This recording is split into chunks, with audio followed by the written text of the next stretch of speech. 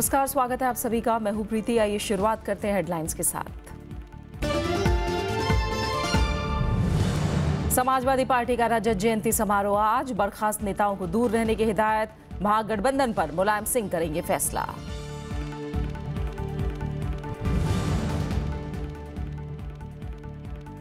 OROP पर कांग्रेस का देश भर में प्रदर्शन। राहुल गांधी ने प्रधानमंत्री पर लगाया झूठ बोलने का आरोप। वित्त मंत्री ने कहा राजनीति कर रहा है विपक्ष।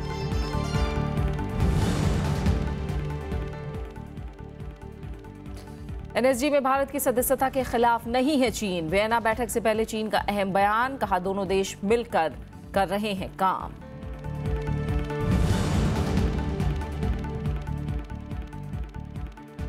सेवा कर पर केंद्र और राज्यों के बीच नहीं बनी सहमति। जेटली ने कहा एक ही चीज पर दोहरा नियंत्रण सही नहीं।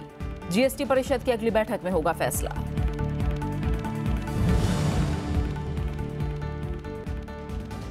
प्रदूषण के चलते राजधानी में आज एमसीडी के 1800 से ज्यादा स्कूल बंद। धूल भरी सड़कों पर पानी छिड़कने और वैक्यूम क्लीनर के इस्तेमाल का फैसला। पर्यावरण मंत्रालय की आज फिर बैठक।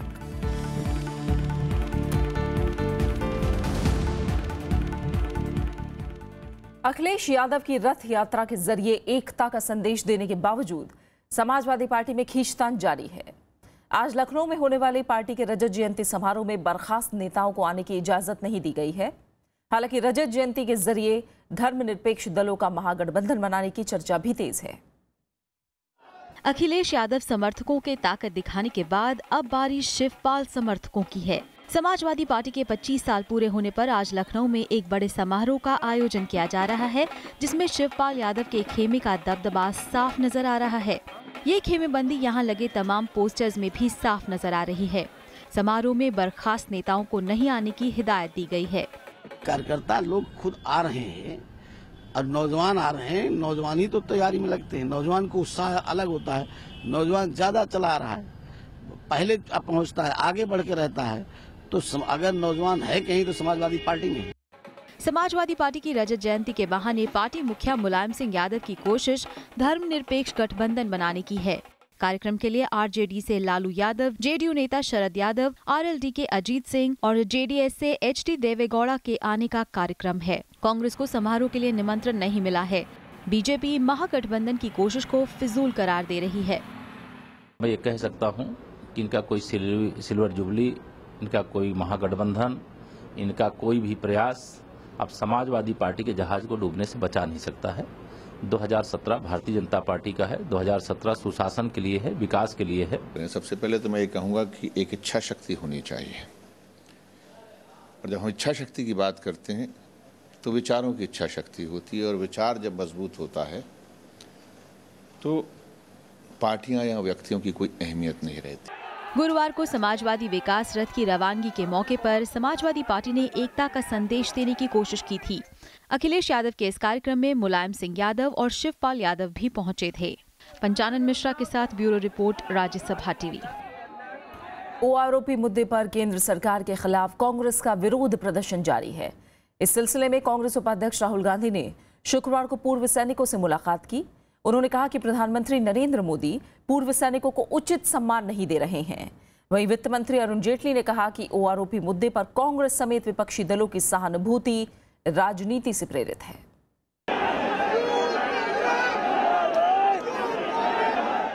दिल्ली, लुधियाना और चेन्नई में प्रदर्शन की ये तस्वीरें कांग्रेस कार्यकर्ताओं की हैं, जो वन रैंक वन पेंशन को सही तरीके से लागू करने की मांग को लेकर पूर्व सैनिकों के समर्थन में उतरे हैं। साथ ही खुदकुशी करने वाले पूर्व सैनिक रामकिशन ग्रेवाल के परिवार के साथ पुलिस रवैये को लेकर भी कांग्रेस कार्यकर्ताओं ने प्रदर्शन किया। इस बीच कांग्रेस उपाध्यक्ष राहुल गांधी ने पूर्व सैनिकों से मुलाकात की। उन्होंने प्रधानमंत्री नरेंद्र मोदी पर पूर्व सैनिकों को उचित सम्मान नहीं देने का आरोप लगाया। ना किसान की इज्जत हो रही है, ना हमारी सेना की एक्स सर्विसमैन की इज्जत हो रही है। हो क्या रहा है? हिंदुस्तान के प्रधानमंत्री जी खड़े होते हैं और कहते हैं मैंने वन रैंक वन पेंशन कर दिया है। अगर आपने वन रैंक वन पेंशन कर दिया है तो हमारे एक्स सर्विसमैन जंतर मंतर में क्यों खड़े हुए हैं? गवर्नमेंट के fall promises and they cheated the ex-servicemen. OROP मुद्दे पर पंजाब कांग्रेस ने भी राज्य भर में प्रदर्शन किया। कांग्रेस प्रदेश अध्यक्ष अमरिंदर सिंह की अगुवाई में पार्टी नेताओं और पूर्व सैनिकों का एक प्रतिनिधिमंडल राज्यपाल से मिला और पूर्व फौजी रामकिशन ग्रेवाल के परिवार के साथ इंसाफ की मांग की। इस बीच वित्त मंत्री अरुण जेटली ने विपक्षी दलों खासकर कांग्रेस पर ओआरओपी मुद्दे को लेकर राजनीति करने का आरोप लगाया। कांग्रेस के नेताओं को विशेष रूप से 10 साल तो कोई सहानुभूति थी नहीं जब वो सरकार में थे रिटायर्ड डिफेंस पर्सनल के साथ। 10 साल उन्होंने लागू नहीं किया। 24 अप्रैल को जाकर 2014 को चुनाव के दौरान जब आधा चुनाव हो चुका था एक कमेटी बना दी। तो आज उनकी जो सहानुभूति उभरी है वो केवल राजनीति से प्रेरित है। पूर्व फौजी रामकिशन ग्रेवाल की खुदकुशी के बाद ओआरओपी मुद्दे पर सियासी बहस तेज हो गई है। कांग्रेस 1 रैंक 1 पेंशन को सही तरीके से लागू करने की मांग कर रही है। वहीं रक्षा मंत्री ने ओआरओपी की तकनीकी दिक्कतों को 2 महीने में ठीक करने का भरोसा दिया है। विशाल दैया, राज्यसभा टीवी। जम्मू कश्मीर में सुरक्षा बलों को बड़ी कामयाबी मिली है। शुक्रवार को सोपोर से आतंकी संगठन लश्कर-ए-तैयबा से जुड़े एक आतंकवादी को पकड़ा गया है। जम्मू कश्मीर पुलिस और राष्ट्रीय राइफल के साझा अभियान में आतंकी उमर खालिद को पकड़ा गया। इलाके में तलाशी अभियान अभी भी जारी है। सुरक्षा बलों को सोपोर के तुजर इलाके में आतंकियों के छिपे होने की सूचना मिली थी। कई घंटे के ऑपरेशन के बाद आतंकी उमर को पकड़ने में कामयाबी मिली। आतंकवादी के पास से भारी मात्रा में हथियार भी बरामद हुए हैं। इस बीच 9 जुलाई के बाद पहली बार घाटी में जुम्मे यानी शुक्रवार को कर्फ्यू नहीं लगाया गया। घाटी में सुधरते हालात के बीच प्रशासन ने फैसला किया। हालांकि श्रीनगर जिले के बाटामालो इलाके में कानून व्यवस्था बनाए रखने के मद्देनजर कर्फ्यू जैसा प्रतिबंध लगा है। कर्फ्यू हटने के बाद शहर में वाहनों और लोगों की आवाजाही में बढ़ोतरी देखी जा रही है। शुक्रवार को जम्मू कश्मीर के मुख्यमंत्री महबूबा मुफ्ती ने नौशेरा, पुंछ और राजौरी इलाकों का दौरा किया। इस दौरान उन्होंने गोलीबारी पीड़ितों और प्रभावितों से मुलाकात की। भारत पाकिस्तान सीमा पर हालात को जल्द से जल्द सुधारने पर जोर देते हुए उन्होंने कहा कि दोनों मुल्कों के बीच तनाव कम करने के लिए बातचीत का दौर शुरू होना चाहिए। नियंत्रण रेखा और अंतर्राष्ट्रीय सीमा पर लगातार हो रही गोलीबारी को लेकर महबूबा मुफ्ती ने कहा कि इससे आबादी और संपत्ति की तबाही हो रही है। मुख्यमंत्री ने युद्ध के लिए पैसा खर्च करने के बजाय विकास कार्यों में निवेश किए जाने की बात कही। मुख्यमंत्री ने बताया कि केंद्र सरकार ने सरहदी इलाकों में गोलाबारी से हुई मौत पर दी जाने वाली अनुग्रह राशि बढ़ाकर 5 लाख कर दी है। अस्पताल बनाइए, सड़कें बनाइए, दूध की नदियां बहाइए। जब अमन नहीं है तो क्या करें? स्कूल नहीं जा सकते, कुछ नहीं, बड़ा नुकसान है। और मुझे पूरी तरह से मालूम है कि जितना नुकसान हमारे यहाँ हम लोगों का है, शायद इससे बुरा हाल उस साइड पे हो। एनडीटीवी पर एक दिन की पाबंदी का विरोध बढ़ता जा रहा है। ब्रॉडकास्ट एडिटर्स एसोसिएशन और एडिटर्स गिल्ड ने रोक हटाने की मांग की है। एनडीटीवी ने कहा कि पाबंदी हटवाने के लिए वो सभी विकल्पों पर विचार कर रहा है। विपक्षी राजनीतिक दलों ने भी इस फैसले को अभिव्यक्ति की आजादी पर आघात बताया है। इस बीच बीजेपी ने पाबंदी का बचाव करते हुए कहा कि राष्ट्रीय सुरक्षा से कोई समझौता नहीं किया जा सकता। एनडीटीवी इंडिया पर सूचना और प्रसारण मंत्रालय की कार्रवाई के बाद कई संगठन चैनल के पक्ष में खड़े हैं। एडिटर्स गिल्ड ने कहा कि फैसले से लगता है कि केंद्र सरकार ने मीडिया के कामकाज में हस्तक्षेप की शक्ति खुद ले ली है। सरकार को जब कवरेज सही नहीं लगेगा तो वो मनमानी और दंडात्मक कार्रवाई करेगी। ब्रॉडकास्ट एडिटर्स एसोसिएशन यानी BEA ने कहा कि यह फैसला अभिव्यक्ति की स्वतंत्रता के खिलाफ है। हम इस मामले की जांच कर विस्तृत रिपोर्ट जारी करेंगे। सरकार का परसेप्शन इस पूरी घटनाक्रम को लेके जिस तरह बना है वो सोचनीय है। और ये कदम कि आप किसी चैनल को ऑफ एयर कर देंगे, मुझे लगता है कि ये सेलेक्टिव टारगेटिंग है कि आप एक चैनल को टारगेट करेंगे और आप अपने जो पावर्स होते हैं उसका गलत इस्तेमाल करेंगे। फिर भी हम लोग स्टडी कर रहे हैं, स्टडी के बाद ही अगला फैसला लेंगे। एनडीटीवी ने भी इस फैसले को असाधारण घटना बताया है। चैनल के बयान में कहा गया कि आश्चर्य की बात है कि एनडीटीवी को इस तरीके से चुना गया। सभी समाचार चैनलों और अखबारों की कवरेज एक जैसी ही थी। वास्तविकता में एनडीटीवी की कवरेज संतुलित थी। इसके मद्देनजर एनडीटीवी सभी विकल्पों पर विचार कर रहा है। कांग्रेस ने इस फैसले को तानाशाही भरा बताया। पार्टी उपाध्यक्ष राहुल गांधी ने ट्वीट किया कि विपक्षी नेताओं को हिरासत, टीवी चैनलों पर पाबंदी, मोदी जी के भारत में ये सब एक दिन में हो रहा है। एनडीटीवी पर पाबंदी हैरानी भरा और असाधारण फैसला है।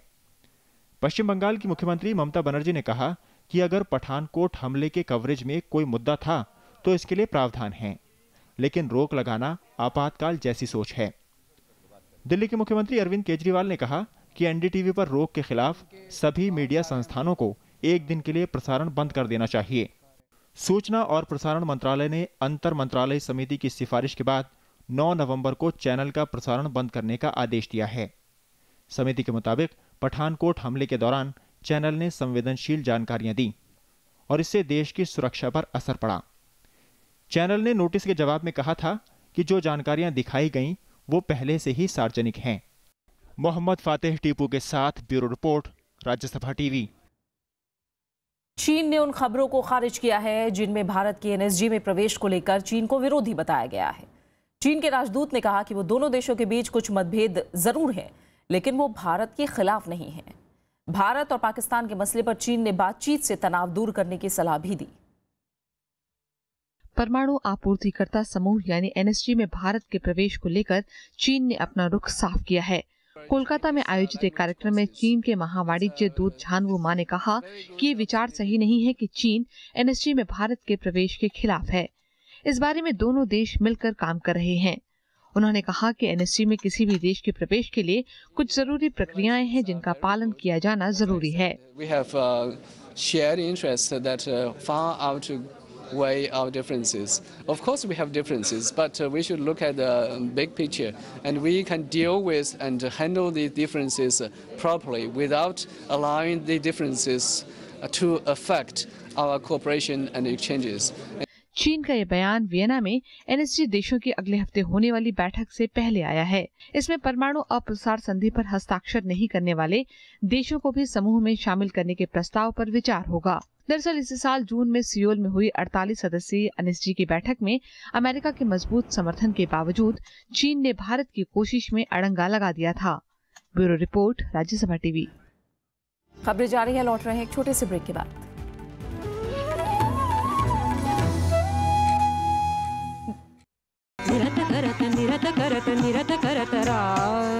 कथक नृत्य को समर्पित एक शख्सियत,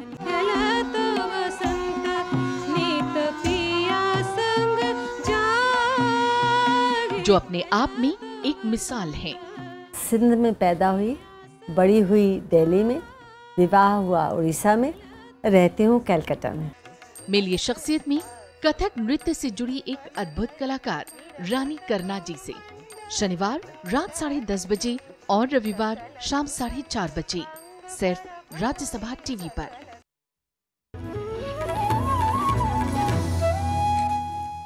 शुक्रवार को जीएसटी परिषद की बैठक में दोहरे नियंत्रण पर फैसला नहीं हो सका। अब लंबित मुद्दों पर सहमति के लिए 20 नवंबर को राज्यों के वित्त मंत्रियों की अनौपचारिक बैठक होगी। जीएसटी काउंसिल की 9 और 10 नवंबर को होने वाली बैठक रद्द कर दी गई है। अगली बैठक 24 और 25 नवंबर को होगी। जीएसटी परिषद की बैठक में भले ही कई अहम मुद्दों पर सहमति बन गई हो, लेकिन दोहरे नियंत्रण को लेकर राज्य और केंद्र के बीच एक राय नहीं बन पाई है। शुक्रवार को बैठक के बाद वित्त मंत्री अरुण जेटली ने बताया कि अब तक 10 अहम मुद्दे सुलझा लिए गए हैं और दोहरे नियंत्रण के मुद्दे पर सहमति के लिए 20 नवंबर को राज्यों के वित्त मंत्रियों की अनौपचारिक बैठक होगी। Whatever option we have, we don't want to take it in a hurry because this has to be a well thought out solution. Because administratively any mistake on this front could be chaotic. वित्त मंत्री अरुण जेटली ने कहा कि GST से जुड़े विधेयकों का मसौदा राज्यों को मुहैया कराया जाएगा और इसकी समीक्षा के लिए राज्यों को समय भी दिया जाएगा। उन्होंने ये भी कहा कि इन विधेयकों को 16 नवंबर से शुरू हो रहे संसद के शीतकालीन सत्र में पारित कराने की कोशिशें जारी हैं। When in the month of August we had passed the constitution amendment, it looked too challenging because the time was very short. As of today, I am more confident than I was in August. Let me say this because bulk of the spade work has been done. GST परिषद में अब जिन मुद्दों पर विचार होना है उनमें दोहरा नियंत्रण सबसे अहम है। पहले के प्रस्ताव के मुताबिक 1.5 करोड़ के नीचे की सालाना टर्नओवर पर राज्य को अधिकार दिया गया है, जबकि इससे ज्यादा टर्नओवर का आकलन केंद्र और राज्य दोनों करेंगे। इस बीच सेवा कर के आकलन पर केंद्र का अधिकार बना रहेगा जब तक राज्य के अधिकारी प्रशिक्षित नहीं हो जाते। हालांकि कुछ राज्यों ने वित्तीय स्वायत्तता कायम रखने के लिए इन प्रस्तावों का विरोध किया है। कृति मिश्रा, राज्यसभा टीवी। केंद्र सरकार ने केजी बेसिन में ओएनजीसी की गैस निकालने के लिए रिलायंस इंडस्ट्रीज और उसके भागीदारों से करीब 10,000 करोड़ रुपए का मुआवजा मांगा है। रिलायंस और उसके भागीदारों ने ये गैस बीते 7 साल के दौरान निकाली। पेट्रोलियम मंत्रालय ने रिलायंस इंडस्ट्रीज को नोटिस भेजकर मुआवजा मांगा है। जस्टिस एपी शाह समिति ने 30 अगस्त को इस मसले पर अपनी रिपोर्ट दी थी। समिति ने कहा था कि रिलायंस इंडस्ट्रीज ओएनजीसी ब्लॉक की प्राकृतिक गैस पिछले 7 साल तक निकालती रही और इसके लिए उसे सरकार को भुगतान करना चाहिए। 1 अप्रैल 2009 से 31 मार्च 2015 तक 11 billion cubic metre gas ONGC block से रिलायंस के क्षेत्र में बहकर गई। रिपोर्ट के मुताबिक रिलायंस ने इस दौरान 9 बिलियन क्यूबिक गैस का उत्पादन किया। कंपनी ने साफ किया था कि ये मुआवजा ओएनजीसी की बजाय सरकार के पास जाना चाहिए। वायु प्रदूषण रोकने में नाकाम रहने पर एनजीटी ने केंद्र और दिल्ली सरकार को फटकार लगाई है। अधिकरण ने बैठक की बजाय ठोस कदम उठाने का निर्देश दिया। इसके साथ ही राष्ट्रीय हरित अधिकरण ने पंजाब, हरियाणा और राजस्थान से भी ठोस कदम उठाने का निर्देश दिया है और 8 नवंबर तक उठाए गए कदमों पर रिपोर्ट देने को कहा है। इस बीच आज एमसीडी के सभी 1800 स्कूल बंद रहेंगे।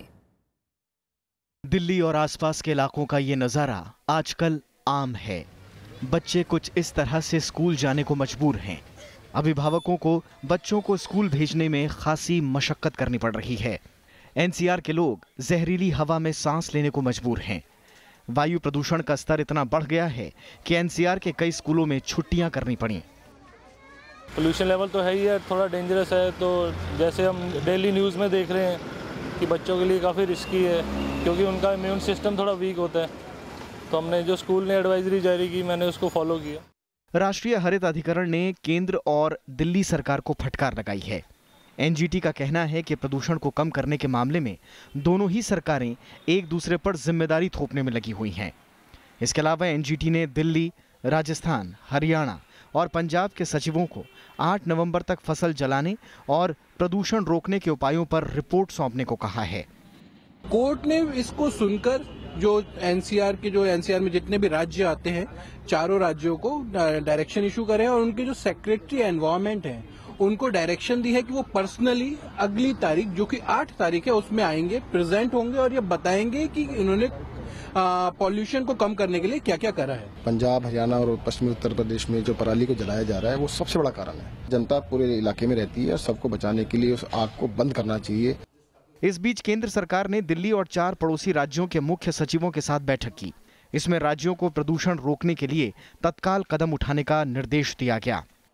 एनफोर्समेंट मैकेनिज्म जो है वो अभी भी कमजोर पाया जा रहा है और राज्यों से अनुरोध किया गया है, उनसे कहा गया है कि आप एनफोर्समेंट को और स्ट्रिक्ट करें। खास करके जो अस्थमेटिक पेशेंट हैं और जिनका क्रोनिक ऑब्स्ट्रक्टिव लंग डिजीज है, ओल्ड लोग हैं और बच्चे हैं और जिसको अस्थमा का सस्पिशन है, एलर्जिक है, वो कोशिश करें मॉर्निंग टाइम को अवॉइड करें और अगर निकलना बहुत जरूरी समझते हैं तो मास्क लगा करके चलें। एनजीटी ने दिल्ली सरकार को 10 साल पुराने डीजल वाहनों को सड़कों से हटाने के निर्देश पर सख्ती से अमल करने के लिए कहा है। हालांकि केंद्र सरकार इसके पक्ष में नहीं है। 47% जीडीपी आपकी डीजल व्हीकल्स और ऑटोमोटिव इंडस्ट्री से आती है और एक फ्यूल के ऊपर इस प्रकार से बैन नहीं होना चाहिए। दीपावली के बाद से ही दिल्ली और आसपास के इलाकों में धुंध से लोगों को सांस लेने में परेशानी हो रही है। राजधानी में प्रदूषण का स्तर पिछले 17 साल में सबसे खतरनाक स्तर पर पहुंच गया है।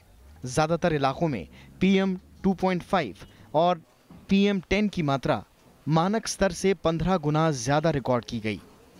नवविक्रम सिंह, राज्यसभा टीवी। गर्भवती महिलाएं अब हर महीने की 9 तारीख को मुफ्त जांच और इलाज करा सकेंगी। ये सुविधा सरकारी अस्पतालों में उपलब्ध होगी। इसके लिए शुक्रवार को प्रधानमंत्री सुरक्षित मातृत्व अभियान शुरू किया गया। गर्भवती महिलाएं अब आसानी से सरकारी अस्पतालों में जांच और इलाज करा सकेंगी। प्रधानमंत्री सुरक्षित मातृत्व अभियान के तहत हर महीने 9 तारीख को ये सुविधा मिलेगी, लेकिन योजना का लाभ 3 से 6 माह की गर्भवती महिलाओं को मिलेगा। बड़ी संख्या में फॉक्सी की बहुत बड़ी संख्या है, गायनेकोलॉजिस्ट की बहुत बड़ी संख्या है। इन्होंने आज प्लेज लिया है कि वह महीने की 9 तारीख को जो माताएं हैं, प्रेग्नेंट मदर्स हैं, वो मुफ्त जांच करेंगी। भारत में मातृत्व मृत्यु दर प्रति 1 लाख पर 167 महिलाएं हैं। इसे घटाकर 2015 तक 140 करने का लक्ष्य था, जो पूरा नहीं हो पाया। एक अनुमान के मुताबिक भारत में हर 12 मिनट में एक गर्भवती महिला की मौत हो जाती है। साल भर में करीब 44,000 गर्भवती महिलाओं को जान गंवानी पड़ती है। असम में ही 1 लाख में से 300 महिलाएं मौत का शिकार हो जाती हैं। यह आंदोलन बनता है तो स्वास्थ्य के जगत में एक क्रांति आएगी और हम स्वस्थ बच्चे और स्वस्थ माताओं को हम देख सकेंगे। योजना के तहत गर्भवती महिलाओं में एनीमिया, रक्तचाप और हार्मोन में गड़बड़ी समेत कई तरह की जांच होगी। गर्भ की जांच के लिए मुफ्त अल्ट्रासाउंड भी होगा। कृति मिश्रा, राज्यसभा टीवी। महाराष्ट्र के बुल्ढाना में 2 स्कूली छात्राओं से दुष्कर्म के मामले की जांच एसआईटी को सौंप दी गई है। पुलिस ने इस मामले में और भी लड़कियों से यौन उत्पीड़न का शक जताया है। अब तक इस मामले में मुख्य आरोपी समेत 11 लोगों की गिरफ्तारी हो चुकी है। पुलिस 2 अन्य आरोपियों की तलाश में जुटी है। एक नाबालिग लड़की की स्कूल में दुष्कर्म की शिकायत के बाद ये पूरा मामला सामने आया। लड़की के पिता का आरोप है कि स्कूल प्रबंधन ने पहले शिकायतों पर ध्यान नहीं दिया और बाद में पूर्व मंत्री एकनाथ खड़से के दखल के बाद पुलिस ने मामला दर्ज किया। करोड़ों रुपए खर्च होने के बावजूद एक बार फिर छठ के श्रद्धालुओं को यमुना के गंदे पानी में डुबकी लगानी पड़ेगी। हरियाणा से पानी छोड़ने की बात हो रही है, लेकिन इससे गंदगी दूर होने वाली नहीं है। यमुना में डुबकी लगाना बीमारी को दावत देने जैसा है। छठ की तैयारियां जोरों पर हैं। यमुना के घाट सजाए जा रहे हैं। नाले में तब्दील यमुना का पानी साफ करने के लिए हरियाणा से पानी छोड़ने की बात हो रही है, लेकिन क्या ये पानी डुबकी लगाने लायक है? केंद्रीय प्रदूषण नियंत्रण बोर्ड के मानकों के मुताबिक यमुना का पानी डुबकी लगाने लायक नहीं है। यमुना का जो पानी है उसमें कोई अंतर क्वालिटी का नहीं आया है। क्वालिटी बाथिंग के लायक नहीं है। अगर CPCB का रिपोर्ट आप देखेंगे, किसी स्ट्रेच पे कोई एग्जीक्यूटिव कुछ बोल दे अलग बात है, सरकार बोल दे, विदाउट डाटा का बोल दे, अगर आप सर्वेक्षण करा लें अभी का भी पानी भी वो स्नान करने लायक या पीने लायक तो बहुत बड़ी बात हो गई, स्नान करने लायक भी नहीं होगी। यमुना एक्शन प्लान के तहत 1993 से 2003 तक सफाई पर 680 करोड़ रुपए खर्च किए गए। दूसरे एक्शन प्लान में 624 करोड़ रुपए सफाई के लिए रखे गए। दिल्ली में 48 किलोमीटर तक बहने वाली यमुना के पानी में 7,500 कैलिफॉर्म बैक्टीरिया पाया जाता है, जो त्वचा के लिए खतरनाक है। यमुना में हर रोज करीब 60 करोड़ गैलन सीवेज गिरता है। अभी लगभग 2 साल का समय और लगेगा उसमें, लेकिन वजीराबाद से लेकर ITO तक तो गंदा पानी नहीं मिलेगा। वहाँ पर पानी साफ रहेगा, पूजा करने योग्य रहेगा। इसकी हम लोगों ने व्यवस्था की है। आगे जहाँ पे सरकारी घाट नहीं है, उसके बावजूद भी कुछ लोग अगर जाते हैं तो वहाँ थोड़ी गंदगी जरूर मिलती है। तो इस बार तो 300 घाट है, मुझे लगता है कि नहीं जाना पड़ेगा। जहाँ सरकारी घाट नहीं है वहाँ पर जाने की आवश्यकता भी नहीं है। सरकार के द्वारा पर्याप्त व्यवस्था की गई है। डॉक्टरों का मानना है कि यमुना के पानी में खड़े होकर पूजा करना सेहत के लिए घातक है। वजीरापुर टू ओखला, जहाँ पे पानी की बिल्कुल हमें पता है कि सूएज तक उसके अंदर डाला जाता है, वो पानी बहुत ज़्यादा शरीर के लिए हानिकारक है। इससे निमोनिया भी हो सकता है, स्किन के अंदर TB हो सकती है, स्किन के कैंसर्स हो सकते हैं। छोटी मोटी इन्फेक्शन तो बहुत आम बात है, जैसे कि फंगस होना, सोरियासिस होना, एक्जिमा होना या बैक्टीरियल इन्फेक्शंस होना। सरकार ने फिर से सफाई के लिए बड़ी योजना बनाई है। इस पर केंद्र सरकार से बात चल रही है।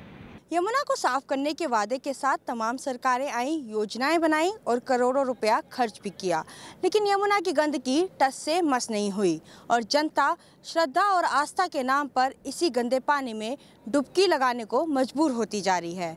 कैमरा पर्सन शिव कुमार के साथ अनु दीवान, राज्यसभा टीवी, दिल्ली। बात खेलों की। भारतीय महिला हॉकी टीम को शुक्रवार को चौथी महिला एशियन चैंपियंस ट्रॉफी के अपने अंतिम लीग में संघर्षपूर्ण मुकाबले में चीन के हाथों 2-3 से शिकस्त का सामना करना पड़ा। भारतीय महिला टीम की ये टूर्नामेंट में पहली हार है। भारत की ओर से पूनम देवी और वंदना कटारिया ने 1-1 गोल किया, वहीं चीन की ओर से यांग चेन और QIU ने गोल किए। हार के बावजूद भारतीय टीम फाइनल में पहुंच गई है, जहां आज उसकी भिड़ंत चीन से ही होगी। चीन टूर्नामेंट में 9 अंकों के साथ पहले स्थान और भारतीय टीम दूसरे स्थान पर है। पेरिस मास्टर्स टूर्नामेंट में बड़ा उलटफेर हुआ है। टेनिस खिलाड़ी नोवाक जोकोविच पेरिस मास्टर्स से बाहर हो गए। जोकोविच को क्रोएशिया के खिलाड़ी मारिन सिलिक ने 6-4, 7-6 से हरा दिया। इस मैच के लिए जोकोविच को 1 घंटे 15 मिनट तक मशक्कत करनी पड़ी, लेकिन हार ही उनके हाथ लगी। इसी के साथ ब्रिटिश खिलाड़ी एंडी मरे के लिए नंबर 1 टेनिस खिलाड़ी बनने की दौड़ में अभी भी वो बरकरार हैं। बात खास शख्सियत की। भारतीय गीत और संगीत के क्षेत्र में आज भूपेन हजारिका की पुण्यतिथि है। उनका जन्म 8 सितंबर 1926 को असम के सादिया में हुआ। बचपन से ही बहुमुखी प्रतिभा के धनी भूपेन हजारिका ने हिंदी, बांग्ला, अंग्रेजी समेत कई भारतीय भाषाओं में गीत गाए। फिल्म रुदाली के गीत हो चाहे गंगा नदी पर लिखे उनके गीत और संगीत भूपेन दा ने कभी नहीं भुलाए जा सकने वाले हजारों गीतों को अपनी दिलकश आवाज की बदौलत अमर बना दिया। खुद अपने गीत लिखने, संगीतबद्ध करने और गाने में उन्हें महारत हासिल थी। तभी उन्हें दक्षिण एशिया के श्रेष्ठतम जीवित सांस्कृतिक दूतों में से एक माना जाता था।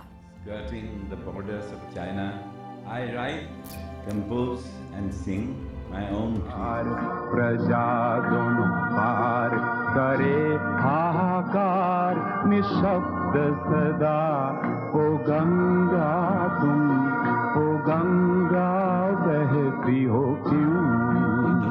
হে দোলা আঁকা বাঁকা পথে মোরা কাঁধে নিয়ে ছুটে যাই রাজা মহারাজাদের দোলা ও দোলা, আমাদের জীবনের ঘামে ভেজা শরীরের বিনিময়ে পথ চলে দোলা হে দোলা, হেয়ানা হেয়ানা হেয়ানা হেয়া হেয়ানা হেয়ানা হেয়ানা হেয়া। दिल हुम करे घबराए, घन धम धम करे कर जाए, एक बूंद कभी पानी की मोरी अखियों से बरसा। भूपेन हजारिका पर राज्यसभा टीवी की खास पेशकश आप YouTube पर भी देख सकते हैं। और अब आखिर में हेडलाइंस। समाजवादी पार्टी का रजत जयंती समारोह आज। बर्खास्त नेताओं को दूर रहने की हिदायत। महागठबंधन पर मुलायम सिंह करेंगे फैसला। ओआरओपी पर कांग्रेस का देश भर में प्रदर्शन। राहुल गांधी ने प्रधानमंत्री पर लगाया झूठ बोलने का आरोप। वित्त मंत्री ने कहा राजनीति कर रहा है विपक्ष। एनएसजी में भारत की सदस्यता के खिलाफ नहीं है चीन। वियना बैठक से पहले चीन का अहम बयान। कहा दोनों देश मिलकर कर रहे हैं काम। सेवा कर पर केंद्र और राज्यों के बीच नहीं बनी सहमति। जेटली ने कहा एक ही चीज पर दोहरा नियंत्रण सही नहीं। जीएसटी परिषद की अगली बैठक में होगा फैसला। प्रदूषण के चलते राजधानी में आज एमसीडी के 1800 से ज्यादा स्कूल बंद। धूल भरी सड़कों पर पानी छिड़कने और वैक्यूम क्लीनर के इस्तेमाल का फैसला। पर्यावरण मंत्रालय की आज फिर बैठक। और इसी के साथ फिलहाल सुबह 7 बजे की खबरों में मेरे साथ इतना ही। आगे देखिए देश देशांतर। नमस्कार।